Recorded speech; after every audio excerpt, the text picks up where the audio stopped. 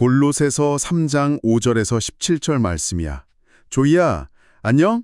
오늘은 할아버지가 우리가 매일매일 어떤 옷을 입어야 하는지 아주 중요한 이야기를 해줄게. 바울 아저씨는 우리 마음속에 있는 나쁜 욕심들을 다 죽이라고 하셨어. 음란한 일이나 깨끗하지 못한 마음, 그리고 나쁜 욕심을 다 버려야 해. 특히 탐심, 즉 욕심을 부리는 것은 하나님보다 다른 것을 더 사랑하는 우상 숭배와 똑같단다. 이런 나쁜 일들 때문에 하나님의 무서운 진노가 내리게 되는 거야.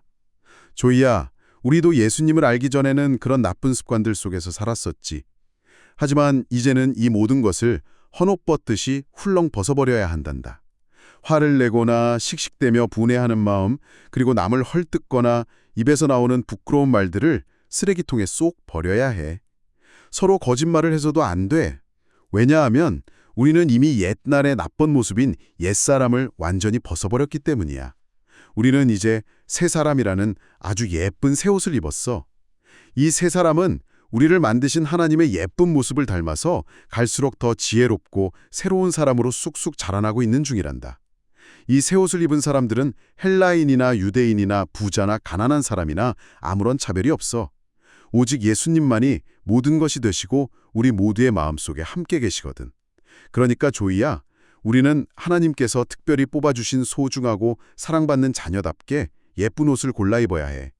불쌍히 여기는 따뜻한 마음과 친절함, 그리고 겸손함과 부드러운 온유함, 마지막으로 꼭 참고 기다려주는 오래 참음의 옷을 입으렴. 누가 나를 속상하게 하더라도 서로 너그럽게 안아주고 용서해 주어야 해. 우리 예수님께서 우리의 큰 죄를 다 용서해 주신 것처럼 말이야. 그리고 이 모든 예쁜 옷 위에 가장 중요한 사랑을 더해야 해. 사랑은 이 모든 것을 하나로 묶어주는 가장 완벽하고 튼튼한 허리띠란다. 우리 마음속에 예수님의 평화가 대장님처럼 우리를 다스리게 하렴. 우리는 이 평화를 위해 한 몸으로 부르심을 받았어. 그리고 항상 하나님께 감사하는 마음을 가져야 한단다. 예수님의 말씀이 우리 마음속에 가득 차게 해서 서로 지혜롭게 가르쳐주고 찬양과 노래로 하나님께 감사하렴. 무슨 말을 하든지 어떤 행동을 하든지 전부 다 우리 주 예수님의 이름으로 하고 예수님의 힘을 빌려서 하나님 아버지께 깊은 감사를 드리라고 하셨어. 정말 마음이 따뜻해지는 할아버지의 편지네요. 네, 자 그럼 이 말씀을 하나씩 풀어볼까요? 밖에서 막 비가 억수같이 쏟아지는 날에 우리 어린이 친구들이 진흙탕에서 신나게 뒹굴면서 놀았다고 한번 상상해 보세요. 머리부터 발끝까지 냄새나고 막 끈적한 진흙이 잔뜩 묻어 있겠죠? 아이고, 상상만 해도 진짜 너무 찝찝하네요. 옷도 엄청 무거워졌을 텐데요. 그렇죠.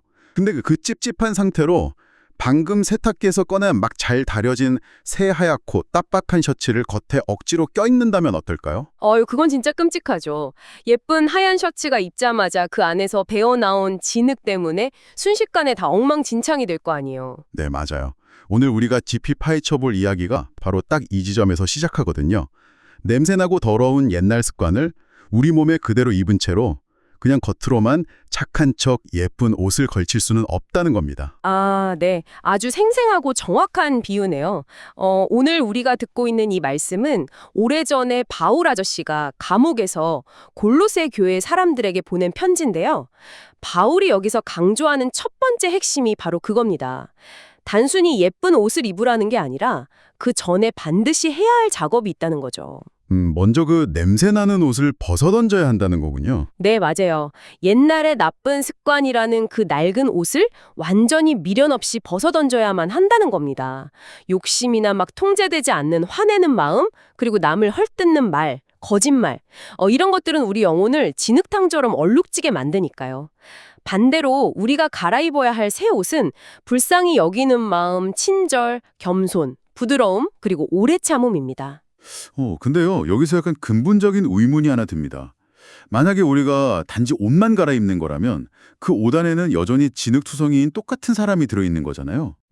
그렇죠. 속은 그대로인데 겉모습만 바뀐 거니까요. 그러니까 겉으로는 친절한 척, 막 인내심이 많은 척 행동하지만 속으로는 여전히 화가 나 있고 남을 미워하는 진짜 내 모습은 그대로 둔 채 억지로 연기하는 거라면 그거 너무 피곤하지 않나요? 결국 언젠가는 폭발해서 다 들통나고 말 텐데요. 그건 진짜 변화가 아니잖아요.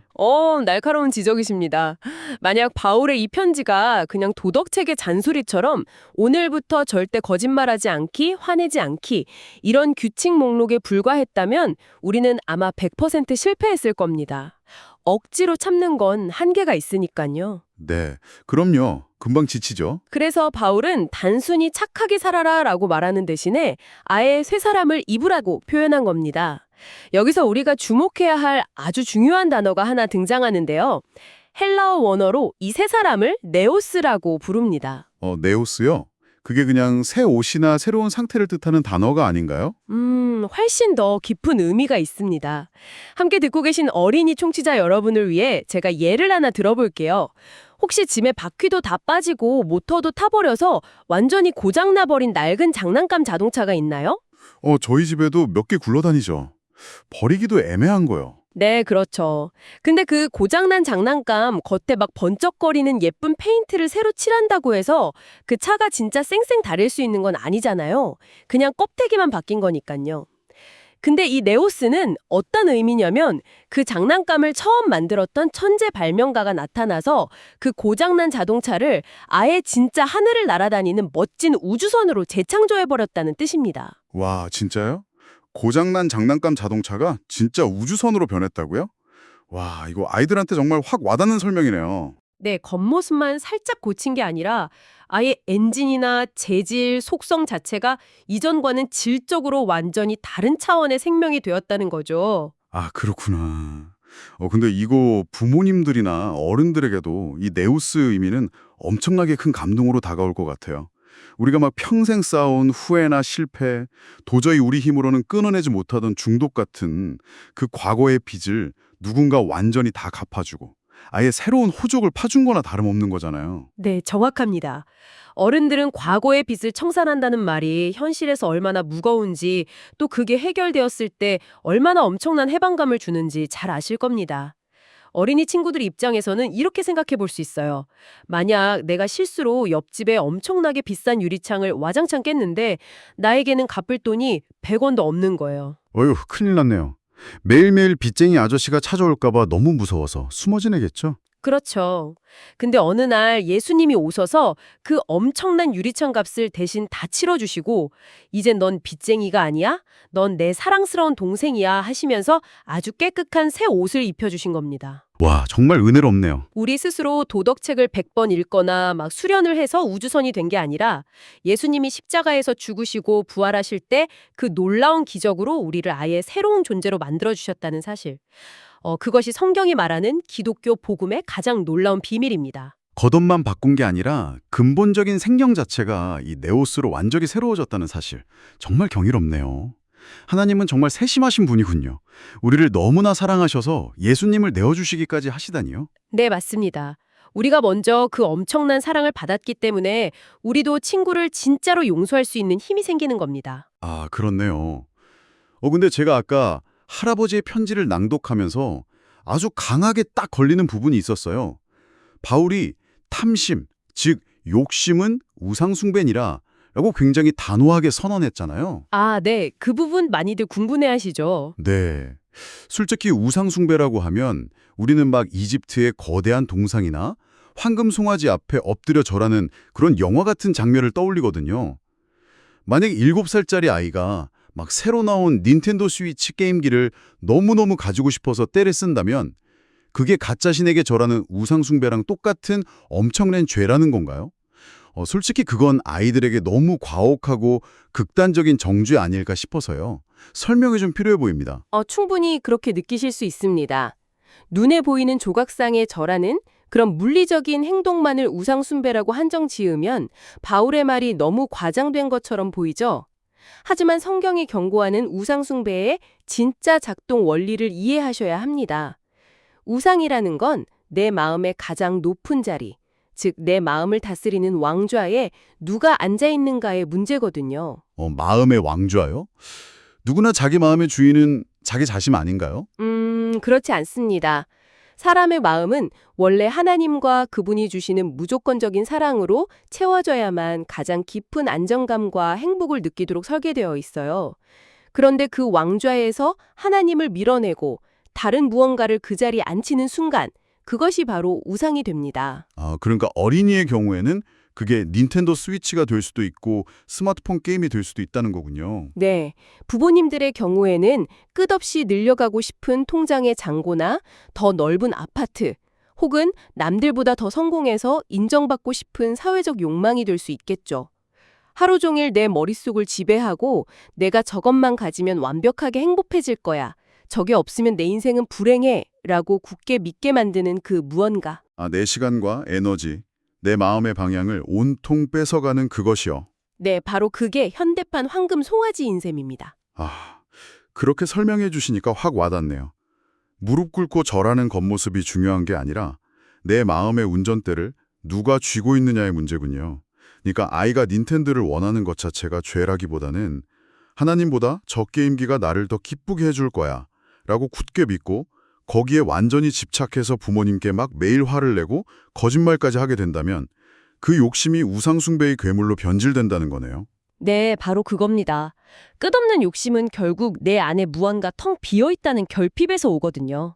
하지만 우리가 방금 이야기했던 그 네오스, 즉 예수님이 엄청난 값을 치르고 사신 완전히 새로운 우주선이 되었다는 사실을 진짜로 믿고 깨달으면 어떻게 될까요? 마음이 꽉 차게 될 것 같은데요. 네, 내 안에 이미 우주보다 크신 하나님의 사랑이 가득 채워져 있기 때문에 더 이상 썩어 없어질 장난감이나 돈, 남들의 시선 같은 가짜 신들에게 내 마음의 왕좌를 구걸하면서 내어주지 않게 되는 겁니다. 와, 좋습니다. 우리가 네오스로서 마음의 왕좌를 지켜야 한다는 본질은 아주 명확해졌습니다. 그렇다면 이제 진짜 현실적이고 실천적인 질문을 던져볼게요. 어떻게 입느냐는 겁니다. 바울은 긍휼이나 자비, 겸손, 온유, 오래 참음의 옷을 입으라고 했잖아요. 현실을 한번 상상해보죠. 네, 어떤 상황이죠? 우리 아이들이 거실에서 블록으로 멋진 성을 공들여 만들고 있는데 갑자기 동생이 장난치며 달려와서 그걸 와르르 무너뜨렸다고 해봅시다. 아, 이거 진짜 화나는 상황이네요. 당장 화가 머리끝까지 치솟고 막 꿀밤을 쥐어받고 싶은 그 찰나의 순간에 도대체 머릿속에서 어떤 과정을 거쳐야 그 오래 참음이라는 옷을 다 꺼내 입을 수 있는 건가요? 그 구체적인 메커니즘이 진짜 궁금합니다. 아주 현실적이고 좋은 질문입니다. 옛날 옷, 즉 과거의 습관을 입고 있을 때는 생각할 틈도 없이 즉각적으로 막 소리를 지르거나 주먹이 나갔을 겁니다. 하지만 새로운 생명인 네오스는 상황에 끌려가지 않고 브레이크를 밟을 수 있는 능력이 생겼습니다. 동생이 블록을 무너뜨린 그 순간 제일 먼저 해야 할 1단계는 심호흡을 하며 3초 멈추기입니다. 3초 멈추기요? 화가 막 폭발하는 그 순간에요? 네, 분노가 행동으로 터져 나오기 직전에 물리적으로 시간의 간격을 벌어주는 겁니다. 그리고 2단계, 그 짧은 3초 동안 머릿속으로 아까 말씀드린 비탄감의 은혜를 떠올리는 거예요. 아까 그 옆집 유리창 깬 이야기요? 네, 아, 나도 하나님 앞에서 엄청나게 큰 유리창을 깼던 빚쟁이였지. 그런데 예수님이 십자가에서 나를 탓하지 않고 먼저 내 죄를 용서해 주셨잖아. 나는 이제 냄새나는 옛날 옷을 벗고 눈부신 우주선이 된 사람이야. 이렇게 내 진짜 정체성을 아주 빠르게 기억해내는 겁니다. 아, 내가 얼마나 큰 용서를 받았는지 그 십자가의 사실을 찰나의 순간에 딱 되새기는 거군요. 내가 먼저 받은 사랑을 스캐닝하는 거네요. 맞습니다. 그리고 마지막 3단계가 비로소 행동으로 나타나는 겁니다. 내 힘으로 억지로 화를 꼭꼭 누르면서 참는 게 아니에요. 내 안에 채워진 그 예수님의 넉넉한 사랑을 동생에게 흘려보내는 거죠. 꽉 쥔 주먹을 펴고 비록 속상한 표정은 지을지언정 형아, 지금 정말 속상해. 다음부터는 조심해줘. 라고 말하면서 동생을 때리는 대신 꼭 안아주는 것. 이게 바로 그 순간 옷장 속에서 오래 참음과 용서의 옷을 꺼내서 실제로 껴입는 메커니즘입니다. 아, 그 3단계 메커니즘을 들으니까 어떻게 실천해야 할지 훨씬 구체적으로 다가옵니다. 근데요, 사실 그게 말처럼 쉽지만은 않잖아요. 한두 번은 3초 멈추고 용서할 수 있겠죠. 하지만 동생이 매일같이 내 물건을 망가뜨리고 막 얄밉게 굴면 어느 순간 도저히 못 참아. 예수님이고 뭐고 한 대 쥐어박아야겠어 하고 이 참음의 옷을 훌렁 벗어 던지고 싶을 텐데요. 인내심에도 한계가 있으니까요. 당연합니다. 그래서 바울이 이 편지에서 아주 기가 막힌 안전장치이자 해결책을 하나 덧붙인 겁니다. 이 모든 것 위에 사랑을 더하라. 이는 온전하게 매는 띠니라. 허리띠 비유를 든 거죠. 아, 허리띠요? 네, 아무리 예쁜 바지와 셔츠를 겹겹이 껴입어도 허리띠를 단단히 매지 않으면 옷이 줄줄 흘러내려서 제대로 걸을 수도 없고 결국 발에 걸려 넘어지기 십상이지 않습니까? 아, 사랑이 그 모든 예쁜 성품들을 꽉 붙잡아주는 허리띠 역할을 한다는 거군요. 그렇습니다. 친절이나 인내심도 오직 내 의지만으로 하려고 하면 금방 바닥이 나고 지쳐버립니다. 내가 이렇게까지 참아줬는데 감히 또 내 장난감을 망가뜨려 하면서 막 억울해지고 보상 심리가 생기죠. 하지만 예수님이 나를 끝까지 포기하지 않고 사랑하신 그 무조건적인 사랑의 허리띠로 나의 모든 성품들을 꽉 묶어버리면 상황이 달라집니다. 힘이 생기는 거군요. 네, 내가 너무 지쳐서 인내심의 바지가 훌러덩 벗겨지려 할 때 사랑이 그것을 단단하게 붙잡아줍니다. 억지로 하는 신용이 아니라 포기하지 않고 끝까지 용서할 수 있는 튼튼하고 질긴 힘이 되어주는 거죠. 와, 사랑의 허리띠. 이거 정말 생생하고 위로가 되는 비유네요. 내가 지치고 포기하고 싶을 때 나의 인내와 친절을 단단하게 붙잡아주는 생명줄 같은 거네요. 자, 이제 오늘 대화의 하이라이트이자 제가 이 본문에서 가장 흥미롭게 볼 마지막 부분으로 넘어가 보겠습니다. 바울이 그리스도의 평강이 너희 마음을 주장하게 하라고 했어요. 평화가 우리 마음을 주장한다. 이 부분의 그리스어 원어를 보면 마치 스포츠 경기의 심판이나 군대의 대장님처럼 행동하게 하라는 뜻이 숨어 있다면서요? 네, 아주 예리하게 핵심을 짚으셨습니다. 여기서 주장하게 하라로 번역된 헬라어 원어가 브라비오라는 단어인데요. 이 단어는 고대 올림픽 경기에서 판정을 내리고 승패를 결정짓는 심판이라는 뜻을 가지고 있습니다. 한번 생각해 보세요. 우리의 마음속은 하루에도 수십 번씩 치열한 전쟁터가 되지 않습니까? 맞아요. 천사와 악마가 싸우는 것처럼요. 그렇죠. 한쪽에서는 저 친구가 나를 놀렸으니 당장 쫓아가서 똑같이 갚아주고 복수해야 해 라고 막 거칠게 소리치고 다른 한쪽에서는 아니야, 우리는 새 옷을 입은 네오스잖아. 예수님의 사랑으로 참아주고 용서해야지 라고 외칩니다. 이렇게 두 가지 마음이 팽팽하게 맞서 격렬하게 싸울 때 예수님의 주시는 평화라는 이름의 심판 혹은 대장님이 호루라기를 삑 불면서 경기장에 개입하는 겁니다. 심판이 호루라기를 분다는 건 어느 쪽이 맞는지 딱 판정을 내린다는 뜻인가요? 바로 그겁니다. 마음이 분노와 억울함으로 요동치고 갈팡질팡할 때 평화의 대장님이 나서는 거죠. 자, 경기 멈춰. 여기서 복수가 아니라 용서가 이겼어. 싸우는 쪽 말고 화해하는 쪽이 정답이야. 라고 최종 결정을 내려주시는 겁니다.